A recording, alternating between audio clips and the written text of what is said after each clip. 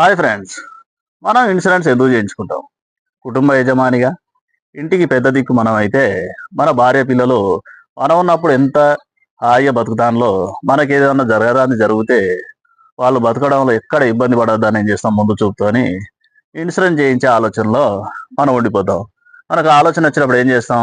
ఒక insurance agent కానీ పిలిచి లేదా ఆన్లైన్లో ఆఫ్లైన్లో ఏ రకంగా అయితే ఆ రకంగా మంచి మన స్తోమత తగ్గట్టు పాలసీ, కుటుంబానికి తగ్గ పాలసీ పెద్ద చేద్దామని ప్లాన్ చేస్తాం. ఖచ్చితంగా అందరికీ అదే ప్రయత్నం ఉంటుంది.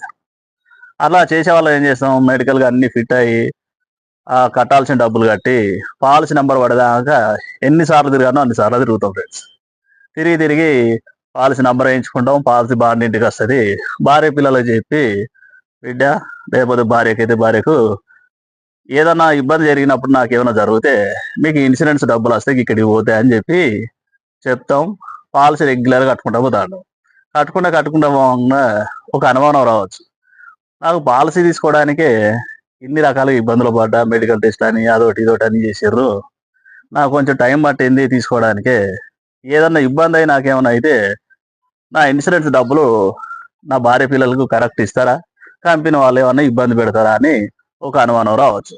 ఫ్రెండ్స్, ఇన్సూరెన్స్ యాక్ట్ 1938 సెక్షన్ 45 ప్రకారం ఒకసారి పాలసీ నంబర్ పడి 3 సంవత్సరాలు దాటిన తర్వాత పాలసీ హోల్డర్ ఎట్లా జరిగిపోయినా కూడా ఇన్సూరెన్స్ కంపెనీ డబ్బులు ఇవ్వాల్సిందే ఫ్రెండ్స్. ఖచ్చితంగా దాంట్లో రాసి ఉంటుంది.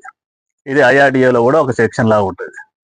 ఇన్‌కేస్ మనం ఏదైనా కంపెనీని మోసం చేసి కానీ ఏదన్నా చేసి మనం పాలసీ నంబర్ పడేదాకా తిరిగి తిరిగి నంబర్ పడ్డాక పాలసీ బండ్ వచ్చిందంటే కంపెనీ వాళ్ళకి అనుమానం వస్తే 3 సంవత్సరాల లోపు ఎప్పుడైనా పాలసీని కంపెనీ వాళ్ళు రిజెక్ట్ చేసే అవకాశం ఉంటుంది.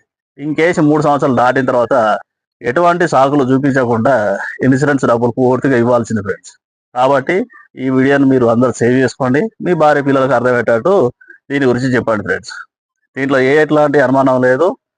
మీకు స్తోమత తగ్గట్టు పాలసీ కూడా చిన్నదే చేసుకోవాలని రూల్ పెట్టుకోకండి. ఈ రోజులలో చిన్న చిన్న ఇన్సూరెన్స్ అమౌంట్లకి ఏం రావడం లేదు కాబట్టి మీకు హ్యూజ్ అమౌంట్, మంచి ఇల్లు సెటిల్ అయిపోయేంత అమౌంట్ ఎంత ఉంటుందో అంత ఇన్సూరెన్స్ కంపల్సరీ తీసుకోవాలని కోరుకుంటున్నాను. Thank you friends. ఈ వీడియో నచ్చితే లైక్ చేయండి, షేర్ చేయండి, ఫాలో చేయండి.